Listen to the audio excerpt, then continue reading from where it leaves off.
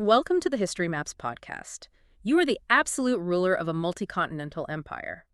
But to govern it, you do not sit at the head of a massive table barking orders. Right, you are entirely hidden. Exactly. You sit in total stifling silence behind a latticed window suspended above the council chamber.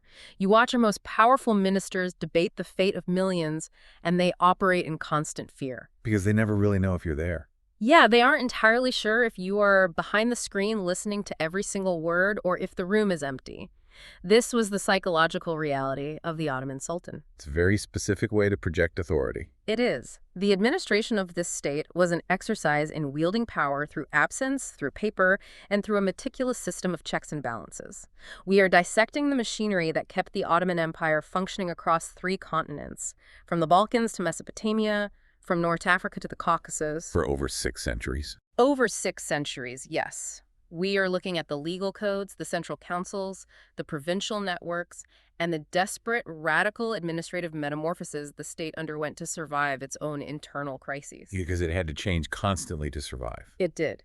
You are joining us to understand the actual mechanics of longevity. Because behind every famous battle or renowned sultan, there is an army of scribes, tax collectors, and judges holding the entire apparatus together. The longevity of the Ottoman state provides a really detailed study in bureaucratic adaptation. When we trace the administration from its origins as a nomadic frontier principality in Western Anatolia. Right, the very early days. Yeah, through its peak as a highly centralized sedentary empire and then into its final massive reorganizations in the 19th century, we see a government constantly renegotiating its relationship with its subjects, its land, and its own military. It is a study in how an administration manages the friction between central authority and local realities. Yeah. But before we get into the physical offices, the viziers and the tax collectors, we have to look at the operating system running all of this hardware. We need to establish the legal foundation. The laws themselves. Right. If you are a state claiming legitimacy over an incredibly diverse population of different faiths, languages, and customary laws, how do you actually codify your right to rule and tax them? Well, the central mechanism was a dual legal framework. The Ottomans constructed a hybrid system built on 2 very distinct pillars. Okay, what is the first pillar? The first pillar was shariat, that is the Islamic religious law derived from the Quran and the Hadith. And then the second pillar was qanun, which was secular dynastic law promulgated directly by the Sultan. Let us unpack the friction between those two. Sharia is the baseline for any Islamic state, right? So it is. So as a Sunni empire following the Hanafi school of jurisprudence, Sharia governed the private spheres of life. We are looking at matters like family law, marriage, divorce, inheritance, personal status, contracts, and the establishment of religious endowments, the vakifs. That covers the private life of Muslim subjects. But the administration of a massive, expanding agrarian empire requires regulations that the Shariat simply does not address in sufficient detail. Because it's not a tax manual. Exactly. Islamic law provides principles, but it does not tell a state exactly how to tax a newly conquered silver mine in Serbia. Right. Or how to organize a registry of land holdings for cavalrymen in Anatolia, or how to set the precise punishment for a specific type of market fraud in Istanbul. So the state needed a mechanism to invent new laws without appearing to violate divine law. Precisely the issue. The early Ottoman rulers drew heavily upon their Turco-Mongol political traditions. The steppe traditions. Yeah, in these traditions, particularly the legacy of the Mongol Yasa, the absolute decree of the monarch carried the weight of law. This gave the sultans the legitimate authority to issue their own secular decrees, the qanun. And these covered the practical stuff. Statecraft, criminal justice, land tenure, and most importantly, taxation. The qanun provided the administrative flexibility that a rigid interpretation of Shariat might have stifled. I think of this legal structure as running a vast, complex, multi-generational estate. Okay, how so? Well, the Shariat functions as the foundational trust document of the estate. It is sacred, it establishes the ultimate purpose of the land, and the current management cannot alter its core tenets. Right, it's locked in. But the qanun represents the massive binder of daily operational protocols written by the current estate manager to handle practical, immediate problems, like fixing a broken aqueduct, incorporating a newly purchased parcel of land, or dealing with a tenant dispute that the original trust document never anticipated. The estate analogy holds up well, especially regarding the limitations of the manager. The critical rule of this dual system was that a Canaan decree was legally valid only as long as it did not explicitly contradict the foundational principles of the Sharia. It had to harmonize. The secular law had to harmonize with the religious law, yes. Which raises an immediate practical question. If a sultan issues a new qanun, perhaps implementing a new heavy tax on agricultural produce to fund a military campaign. A very common scenario. Right. Who actually possesses the authority to review that decree and say, no, this stretches the boundaries of religious law too far? That theoretical veto power belonged to the ulema, the class of religious scholars, and specifically to the Shaykh al-Islam, the highest-ranking legal authority in the Ottoman religious establishment. So he could just cancel a law. If the Sultan's decree blatantly violated Islamic principles, the Shaykh al-Islam could issue a fatwa, a formal legal opinion, declaring the qanun invalid. But did that actually happen? Did the chief religious official routinely strike down the Sultan's fiscal policies? It seems like a dangerous game to play with an absolute monarch. Outright confrontation was rare. The relationship between the dynastic center and the religious establishment was far more symbiotic than adversarial. They needed each other. Very much so. The Sultan appointed the highest members of the ulema, provided their salaries, and enforced their rulings. In return, the ulema provided the necessary religious legitimacy for the Sultan's political and economic decisions.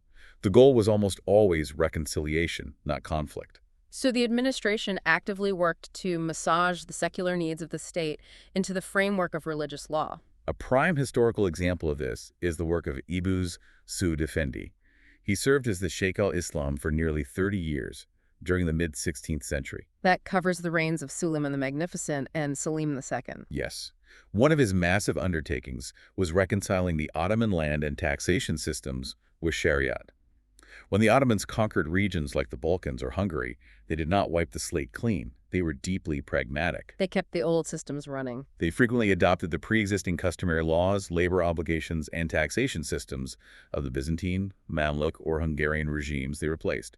Because implementing an entirely foreign economic system overnight would completely disrupt the local economy and cause revenues to plummet. Exactly. The central administration would dispatch bureaucrats to meticulously record these regional customs and taxes in comprehensive registers, the Tahrir Defterleri. So they wrote everything down. Yes, and these localized rules were then formalized into regional law codes known as qanun names.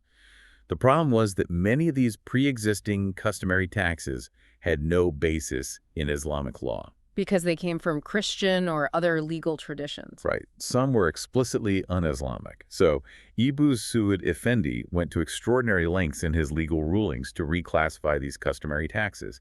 He gave them Arabic Islamic legal terminology to justify their continued collection. He essentially built a massive legal bridge, allowing the state to collect the cash it needed from a highly diverse population without violating the foundational trust document of the Sharia. That is exactly what he did. This pragmatism extended beyond taxation into how the administration physically managed its non-Muslim populations. The empire was not a monolith. It was an intricate patchwork of communities. The mechanism the administration utilized to govern this diversity is often referred to as the millet system. It was a framework of structured, unequal integration. Unequal being the key word. Yes, the state organized its non-Muslim subjects, various denominations of Christians and Jewish communities, into millets, which were essentially legally protected religious communities. And these millets were granted a significant degree of administrative autonomy. They were allowed to manage their own internal affairs. They maintained their own religious courts, administered their own schools, collected internal taxes for the upkeep of their clergy and institutions. So they basically governed themselves on a local level. On a communal level, yes. They handled intra-communal legal matters like marriage, divorce, and inheritance according to their own religious laws. A Greek Orthodox subject would go to a Greek Orthodox ecclesiastical court for a divorce, not an Ottoman state court. But the autonomy had strict boundaries. What happened when the boundaries of these millets intersected? That is where the state steps back in.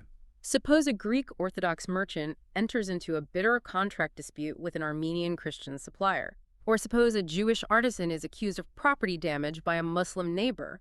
Where is the jurisdiction? In any instance where a legal dispute crossed communal lines, or in any case involving a Muslim subject, the jurisdiction automatically defaulted to the state. The case had to be heard in a state-run Islamic Shariat court presided over by an Ottoman judge, a qadi applying Hanafi jurisprudence. The system allowed for massive diversity and reduced the administrative burden on the central government by outsourcing local civil matters. Right, but it firmly preserved the legal and political supremacy of the Islamic ruling class. So we have established this intricate legal framework, a pragmatic, flexible hybrid of religious doctrine and dynastic decree, managing a mosaic of autonomous communities. That is a foundation. The question then becomes, where was this law actually debated, drafted, and enacted? That requires us to look at the physical center of the administrative machine, the Divan-i-Humayun, the imperial council. The Divan was the absolute central nervous system of the Ottoman state. It functioned simultaneously as the supreme deliberative cabinet, the highest executive body, and the ultimate court of appeal for the entire empire. And its operation changed drastically in the 15th century. In the very early days of the empire, the sultans were highly accessible. They sat in the council chamber, presided over the meetings directly, and actively debated policy with their viziers. Like a traditional chieftain. Yes, but around 1475, under Sultan Mehmed II, the conqueror of Constantinople, the administration underwent a profound shift. Mehmed II instituted a policy of royal seclusion. He physically removed himself from the daily administration. He stopped sitting with his viziers in the council chamber. This goes back to our opening scenario. Exactly. Instead, he observed the proceedings of the divan from a small, latticed window positioned high up on the wall of the chamber. This window was known as the cafes. The psychological mechanics of the cafes are so interesting to consider. If you are a vizier debating a highly sensitive tax policy or a military deployment, you are speaking to the room, but you are acutely aware of the dark screen above you. The threat of observation. Right. You do not know if the Sultan is currently listening or if he's in another wing of the palace. It institutionalized a very specific type of authority. It elevated the Sultan above the mundane daily squabbles of governance, turning him into an almost omnipresent, unapproachable figure. He's above the fray. Mehmed II codified this in his own laws, stating that the Sultan should not be overly familiar with his subjects or his administrators, lest familiarity breed contempt or factionalism. But if the Sultan is hidden away, managing the empire by remote control, does that not fundamentally alter the power dynamic in the room? With the Sultan absent, the Grand Vizier, the Sadrazam, steps into the vacuum. He does. Mehmed II's law code stated that the Grand Vizier was the absolute deputy, greater than all other men. The Grand Vizier possessed the imperial seal, the Muri Humayun.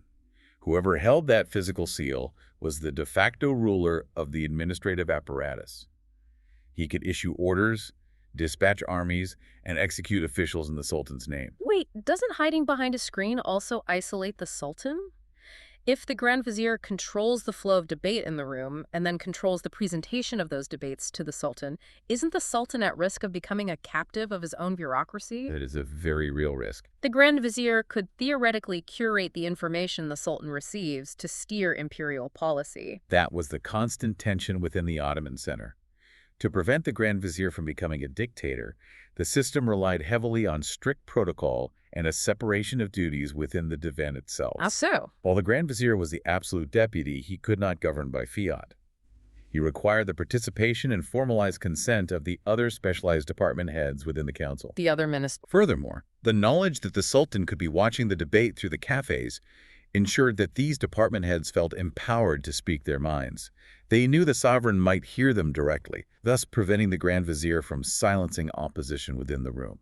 Let us examine the room itself and the people sitting on those low benches, the divans, from which the council takes its name. The divan met in a specific building within the second courtyard of the Topkapi Palace. A structure called the Kubilti, or the Dome of Justice.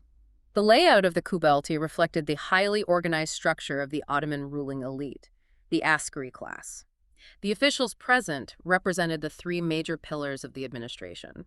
You had the men of the sword representing the military executive, the men of religion representing the judicial and educational establishment, and the men of the pen representing the financial and chancery bureaucracy. The core members were a highly specialized cabinet. Alongside the Kubi viziers, senior statesmen who assisted the Grand Vizier, you had the kazaskers. The kazaskers were the chief military judges. Initially, there was only one, but as the empire expanded, the role was split into two. One for Europe and one for Asia. Right. The Kazasker of Rumelia, responsible for the European provinces, and the Kazasker of Anatolia, responsible for the Asian provinces. They represented the highest echelons of the ulema within the council, overseeing the appointment of local judges and handling complex legal appeals that reached the capital. Next on the benches were the defterdars. The defterdars were the ministers of finance, the chief treasurers. They were responsible for the lifeblood of the empire, The money? tracking the revenues, organizing the provincial tax registers, and ensuring the military and bureaucratic salaries were paid. Much like the Kazaskers, their numbers expanded as the territorial footprint and financial complexity of the empire grew. Then you have the Nisansi. This role seems particularly vital for preventing administrative chaos. The Nisanshi was the chancellor. His primary highly specialized function was authenticating all imperial documents by drawing the sultan's intricate monogram, the tukra, at the top of the decree. And the tukra wasn't just a simple signature. It was an incredibly complex, stylized piece of calligraphy that was fiercely difficult to forge. Drawing it was an art form and a state secret. But the Nisanshi did more than just authenticate documents. He had to ensure that the content of the new decrees conformed to the existing Ottoman legal codes. He was a legal safeguard. He was the guardian of the administrative memory. He also oversaw the massive archives detailing land grants and property distributions across the provinces, which was the basis of the empire's military system. Finally, we must look at the Rezukutab. The Rezkuta was the chief scribe. He directed the sprawling departments of clerks, the columnae, who physically drafted the orders, copied the decrees, and maintained the immense volume of state correspondence. Which became more complicated over time. It did. Over the centuries, as the Ottoman state became more enmeshed in complex treaties and diplomacy with European powers, the Rezokutab's role morphed. Because he managed the correspondence with foreign monarchs, he gradually evolved from a chief clerk into what functioned as the Minister of Foreign Affairs. The sheer volume of work processed in the Dome of Justice was staggering. During the classical period, particularly under Suleiman the Magnificent in the 16th century, the Divan met 4 days a week, from Saturday through Tuesday. The rhythm of the administration was intense. The members would arrive in the second courtyard before dawn, perform the morning prayer, and begin the session. The protocol was rigid.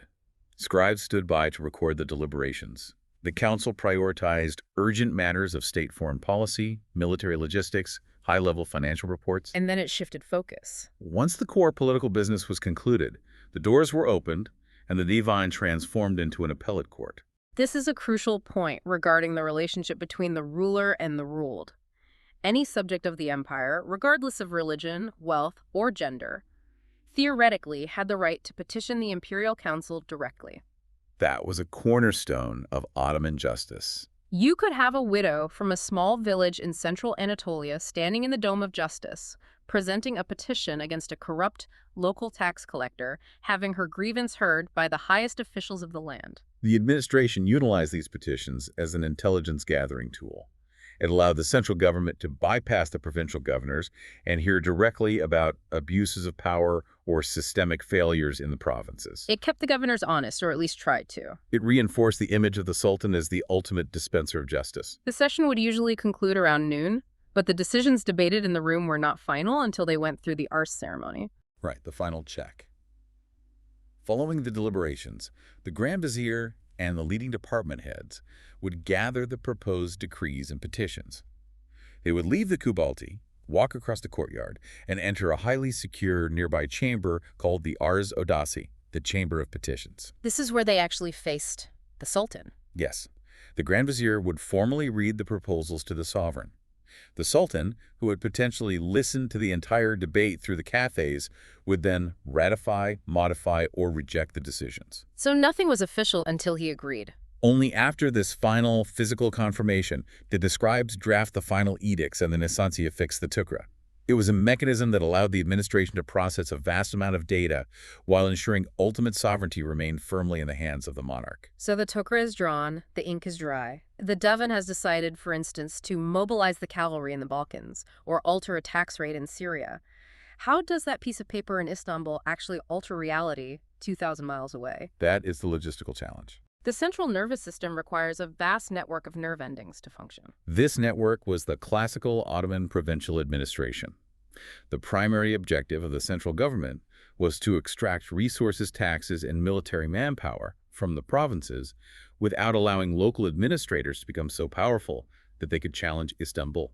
To achieve this, the Ottomans designed a provincial system based heavily on the separation of powers. Let us trace the hierarchy. They divided the map into major administrative units called vilayets, or provinces. And each eyalet was governed by a bilerbi, a high-ranking military commander. The bilerbi was the chief executive of the province. He was responsible for maintaining order and, crucially, mobilizing the provincial cavalry forces for war. The eyalets were then subdivided into smaller units called sanjaks, governed by a sanjakmi. The sanjak was the core military and administrative center for the regional forces. And the sanjaks were further divided into kazas, and the kazas into nahis, the local sub-districts. It is at the level of the kaza that the separation of powers becomes physically apparent in the towns and villages. Right, because while the bilerbi and the sanjakbi represented the executive and military branch, the administration of the kaza was handled by a qadi, A judge. a judge drawn from the educated ulema class. So the military commander, the bey, and the civil judge, the qadi, operated in separate hierarchies. Entirely separate. The qadi was appointed by and reported directly to the kazasker back in Istanbul. He did not answer to the local bilerbi. He had a direct line to the capital. And the qadi's role extended far beyond simply sitting in a courtroom. He was the local administrator, the notary public, the market inspector, and a primary conduit for imperial decrees. The interaction between the bey and the qadi is very deliberate in its design. If the bilerbi catches a local merchant hoarding grain and wants to execute him or confiscate his property, the bey possesses the physical soldiers to carry out the violence. But legally, the bey cannot touch the merchant or his property without a formal legal sentence pronounced by the qadi. And conversely, if the qadi receives a petition from peasants about bandits on the road and passes a legal judgment that the bandits must be suppressed, the qadi has no troops of his own. He holds the legal authority, but he requires the bey's military men to physically enforce his ruling. It functions exactly like a modern security protocol requiring two keys to launch a missile. Neither the military executive nor the civil judiciary can wield state violence independently, They are forced to cooperate. which prevents either from monopolizing power and rebelling against the sultan. But consider the logistics of that on the frontier. You have two officials, often from very different backgrounds, forced to share power. It must have caused immense friction. It did cause friction, and that was considered a feature, not a bug, by the administration in Istanbul. The central government encouraged the qadis and the beys to report on each other's activities. A system of mutual surveillance. Exactly. However, the system had a major operational flaw. To further prevent these governors from sinking deep roots and building independent power bases, the central government kept their administrative terms extremely short. How short? A typical term for a provincial governor during the classical period might average only 2 years before he was rotated to a different province or recalled to the capital. That seems disastrous for long-term stability. A 2-year term incentivizes a specific type of political behavior. If I am sent to govern a province, and I know I only have 24 months before I am replaced, I am not going to spend my time meticulously investing in new bridges, repairing the irrigation networks, or cultivating long-term economic growth. You are going to engage in the historical equivalent of smash-and-grab politics. The rapid rotation often bred intense inefficiency and corruption. Because they needed to recoup their costs. Governors often purchased their appointments or incurred heavy debts to secure their positions. Their primary goal upon arriving in the province was to extract maximum wealth as quickly as possible to pay off their debts and enrich themselves before their term expired. Let us examine exactly how they extracted that wealth, because the classical provincial administration was intrinsically tied to the land through the Timar system. The Timar system was the fundamental engine of the early modern Ottoman military and provincial administration. It tied everything together. The empire was incredibly land-rich, but the central treasury lacked the massive reserves of hard currency required to pay a large standing army entirely in cash. So they paid them with land. Well, not ownership of the land. The state maintained ultimate ownership of the agricultural land, but it granted the right to collect the tax revenues from a specific plot of land, a timar to a cavalryman, known as a sipahi. So instead of the peasant paying a tax to a central collector who takes it to Istanbul, where it is minted into a coin to pay the soldier, Right, cutting out the middleman. the state simply assigns the soldier to the village and tells him, your salary is whatever taxes this village produces. Precisely. The sipahi lived on the land. He acted as the local police force, maintaining order and ensuring the peasants cultivated the fields, because his own livelihood depended on the harvest. And what did the state get in return? In exchange for the right to collect these revenues, the Sipahi was required to maintain his horses and weapons. And whenever the Sanjakbi issued the call, the Sipahi had to immediately join the imperial army for the campaign season. It was a highly decentralized, self-funding military machine. But an empire stretching from Algiers to Baghdad cannot apply a single administrative template universally. The Ottomans understood the limits of centralization. The strict Timar system, heavily managed by bureaucrats from Istanbul constantly updating the land registers, was applied primarily in the core regions, Anatolia and the Balkans, or Rumelia. But when we look at the distant, highly autonomous provinces, the North African Islets, or Egypt or Baghdad, the system looked entirely different. They did not use the Timar system in Egypt. Why not? Applying the Timar system in Egypt, with its unique Nile-based agriculture and deeply entrenched local Mamluk elite, would have been an administrative nightmare. Instead, these regions operated on a tributary model known as the Salian system. How did that work? The provincial governor collected the regional taxes, used those funds to pay the local troops and administrative expenses, and then shipped a fixed annual lump sum of cash, the Salian, directly to the imperial treasury in Istanbul. It was a pragmatic concession. The administration realized that demanding direct control over every acre in Egypt was impossible, so they outsourced the administration in exchange for a guaranteed annual check. It worked well for a time. This classical machine, the divan issuing decrees based on kanun, the qadis and beys balancing each other, the sipahis writing out from their timars, was highly functional. But it was designed for a state in a state of continuous successful military expansion. War brought new lands. New lands created new timars. New timars supported new sipahis. Right, a perpetual motion machine of conquest. What happens to this vast administrative apparatus when the expansion violently grinds to a halt? That structural reality brings us to the profound existential crisis the Ottoman state faced, beginning in the late 16th and 17th centuries. The fundamental nature of global warfare changed, and the administrative machinery of the empire was forced to adapt or collapse. We are talking about the military revolution, the widespread integration of advanced firearms, matchlock muskets, and field artillery onto the battlefield. The integration of gunpowder completely invalidated the core of the Ottoman military structure.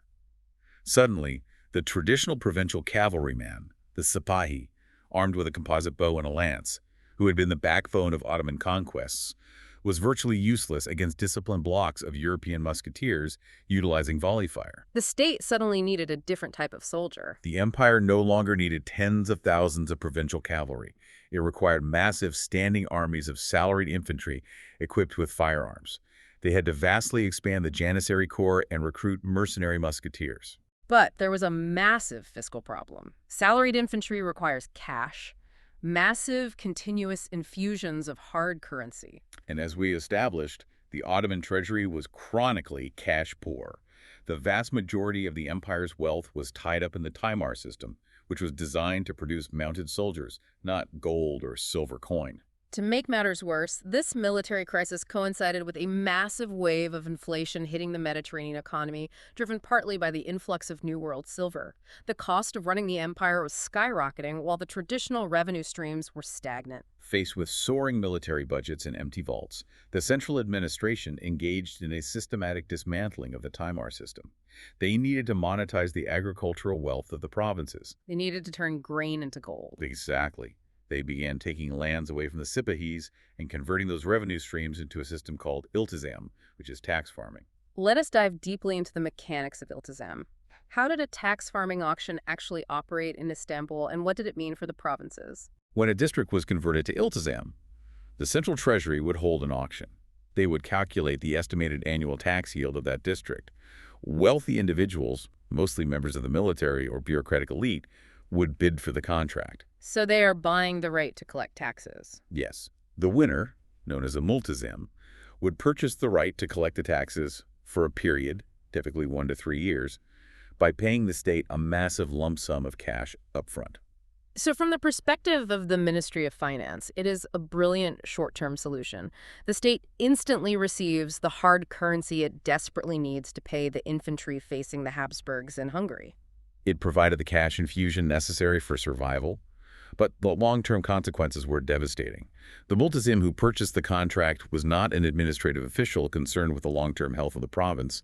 He was an investor looking for a return. Because he had to recoup that lump sum he paid. Once he held the contract, he possessed the state's authority to extract the taxes from the local population. Whatever he could squeeze out of the peasantry above the price of the contract was his personal profit. The state essentially outsourced the core function of governance taxation to the highest bidder, incentivizing maximum extraction. It is pawning the empire's future agricultural stability for a quick payday.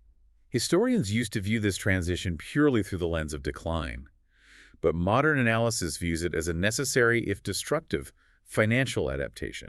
The state traded direct administrative control for financial survival. But the desperation deepened. By the end of the 17th century, the costs of continuous grueling wars with European powers forced the state to escalate the system. They evolved iltizam into the Malakane system. How does Malakane differ from iltizam? In a Malakane contract, the state auctioned off the tax farming rights, not for a period of 3 years, but for the life of the purchaser. Giving a private individual the right to extract wealth from a region for their entire life completely alters the political landscape. Drastically, it severed the direct link between the central administration and the provinces. This shift in economic policy created a new class of powerful provincial elites known as the Ayans, or local notables. And they use this money to build local power. These Ayans utilized the immense wealth generated from their lifetime tax farms to buy up massive tracts of land, control regional trade networks, and eventually build and fund their own private armies of mercenaries. The central government's monopoly on power was fracturing. The decentralization was profound. By the 18th century, families of Ayans like the Karosmanu-Ulari in western Anatolia or the Azam family in Damascus became the de facto rulers of their respective regions. They were basically independent princes at that point. The administration in Istanbul found itself in the deeply compromised position of having to rely on these Ayans to collect taxes and raise troops on behalf of the state, effectively rendering the central government dependent on the very warlords who were eroding its authority. We must also address the human reality of this administrative shift. The fiscal policy of the 17th and 18th centuries unleashed a very difficult reality on the rural population. The financial burden on the peasantry was crushing. The central government, desperate for cash, continually levied heavy, unpredictable emergency taxes, known as avariz, on the rural population to fund the wars. While the tax farmers were also squeezing them. Simultaneously, the tax farmers were extracting every ounce of agricultural surplus to maximize their profits. The traditional agrarian economy began to collapse. When the pressure becomes unbearable, the population reacts. We have records of widespread rural flight, entire villages simply abandoning their ancestral fields, fleeing into the mountains, or migrating to the overcrowded cities to escape the tax collectors. This flight from the land fueled massive social unrest. It directly contributed to the Salali rebellions, a series of devastating uprisings that tore through Anatolia in the late 16th and early 17th centuries. The military changes caused problems too, right? Furthermore, the reliance on mercenary musketeers created a separate crisis. When a military campaign ended, the state simply stopped paying these men. Thousands of heavily armed, unemployed mercenaries, known as levins, were left stranded in the provinces. They didn't just go back to farming. No, with no income, they formed massive bandit armies, ravaging the countryside, extorting villages, and further destroying the agricultural base. The administration was losing its monopoly on violence. The state of affairs reaches absolute rock bottom at the dawn of the 19th century. The Ayans have accumulated so much power, and the central administration is so weak that the Sultan is forced to the negotiating table. The pivotal moment occurs in 1808. The empire had just endured a period of severe political violence and multiple sultanic depositions.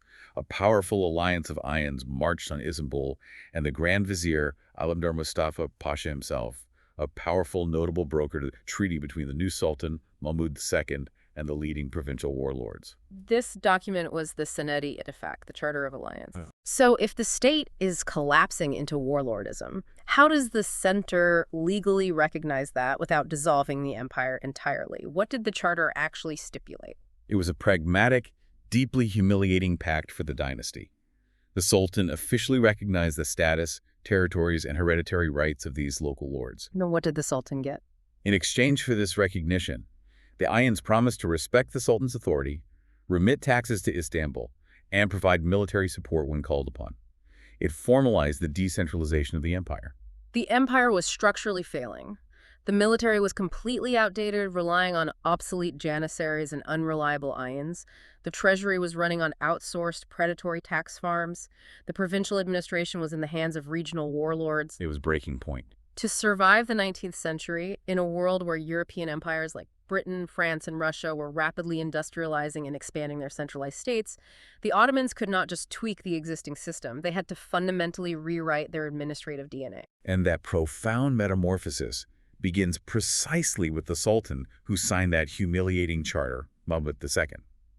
While he accepted the Senadi Ittifaq early in his reign out of sheer necessity, his ultimate long-term objective was the absolute re-centralization of the state. He didn't plan on honoring it forever. He spent the next 2 decades meticulously, violently dismantling the alternative power structures that challenged the administration. He targeted the Ions first. Through a combination of targeted military campaigns, assassinations, and the systemic confiscation of their regional revenue streams, Mahmud II broke the independent bases of the major provincial notables.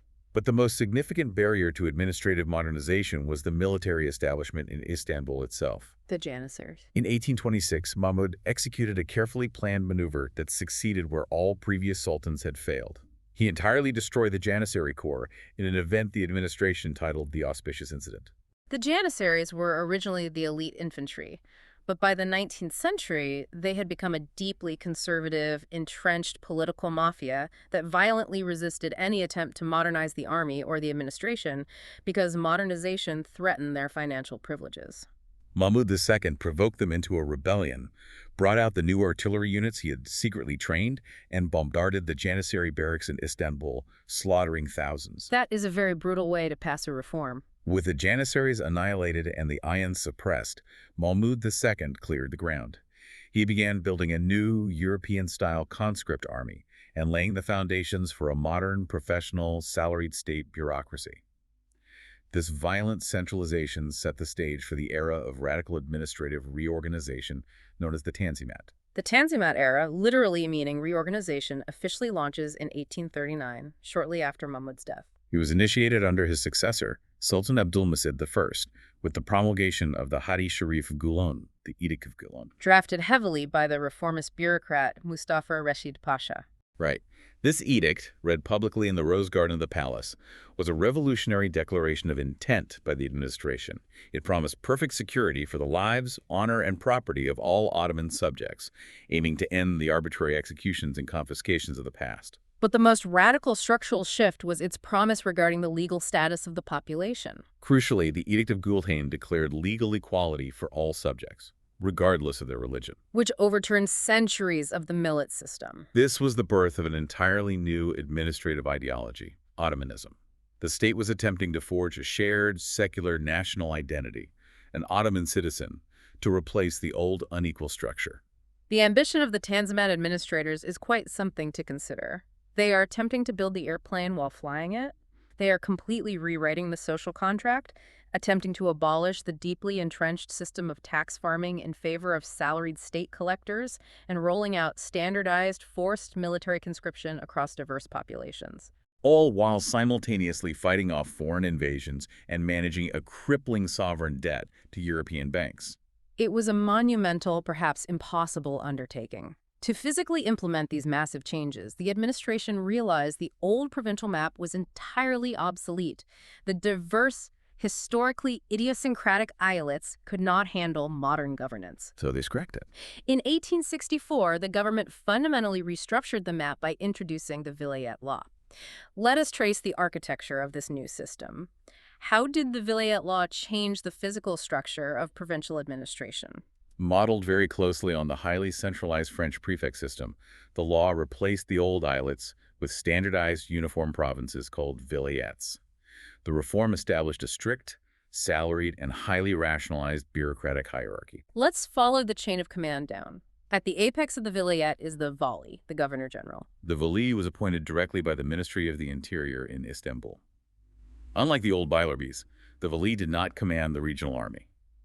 Military and civilian administration were strictly separated at the highest level. The vali focused on civil matters. The Vali's administration was divided into specialized modern departments: civil affairs, financial administration, police and public security, and public works. The vilayet is then subdivided into sanjaks, governed by an official called a mutasarrif. Below the Sanjak is the Kaza, governed by a Kamakam. And the Kaza is further divided into Nahis, governed by a Mudur. This created a direct, unbroken, bureaucratic chain of command, transmitting orders directly from the desks in Istanbul down to the smallest sub-district in the empire. But the Tanzimat was not just a top-down system. The administration realized they needed local cooperation to implement these reforms, especially conscription and direct taxation. The vilayet law introduced an unprecedented element of local participation into the machinery of government. The law mandated the creation of local advisory councils, the Meclisai Ider, at every single level of the provincial hierarchy, from the Vali's office down to the local Kamakam. And these councils were not entirely staffed by bureaucrats appointed from Istanbul. They contained a mix of appointed ex officio state administrators and elected representatives drawn from the local population. And, reflecting the new ideology of Ottomanism, the election laws required that these representatives include both Muslims and non-Muslims, depending on the demographics of the district. It was the administration's attempt to institutionalize local input and bind the provincial elites to the state's modernization project. Yes, to make them part of the system. This sounds very progressive on paper, a centralized, rational bureaucracy integrating elected multi-confessional councils. But how did the traditional elites actually react to this massive restructuring? They were suddenly losing their monopoly on power. The resistance was massive and widespread. The Tanzimat reforms alienated almost every traditional power bloc. Conservative members of the ulema deeply opposed the secularization of the administrative and judicial structures, viewing it as a betrayal of the Shariat. And the Muslim population in general. Many Muslim subjects deeply resented the loss of their primary, legally superior status within the empire. And what about the non-Muslim populations? The empire was offering them legal equality. Did they embrace the new administration? Paradoxically, many non-Muslim communities resisted the reforms just as fiercely. While they gained theoretical equality, they lost the vast, tangible administrative autonomy they had enjoyed for centuries under the old millet system. Equality came with a price. Equality meant they were now subject to standardized state conscription, having their sons drafted into the Ottoman army, and they were increasingly subject to new secular state courts rather than their own religious tribunals. Those secular courts were a significant innovation. The administration needed a legal framework to govern commercial and civil disputes that bypassed the religious courts entirely, especially given the influx of European trade. To manage this, the state established a network of new secular state courts known as the Nizami courts. But to give these courts a functioning legal code that judges could apply uniformly, the administration achieved something very notable in the history of Islamic jurisprudence. They codified Islamic civil law into a modern European-style statutory code. This code was the Misal.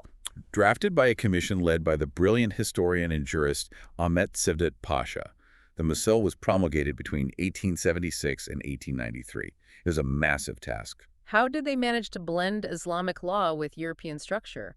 The commission took the vast, complex, and sometimes contradictory body of Hanafi Islamic jurisprudence regarding contracts, sales, property, and civil liability, and distilled it into a systematic, numbered, standardized code consisting of 16 books. So a judge could just flip to the relevant section. It allowed the state to apply a uniform civil law across the empire in secular courts, applying to all subjects regardless of religion, without abandoning the framework of Islamic law. To see how all these theories, the vilayet law, the councils, the courts, actually functioned in reality, we have to look at the career of one specific, highly competent bureaucrat, Midhat Pasha. Midhat Pasha was arguably the most effective reformist statesman of the late 19th century.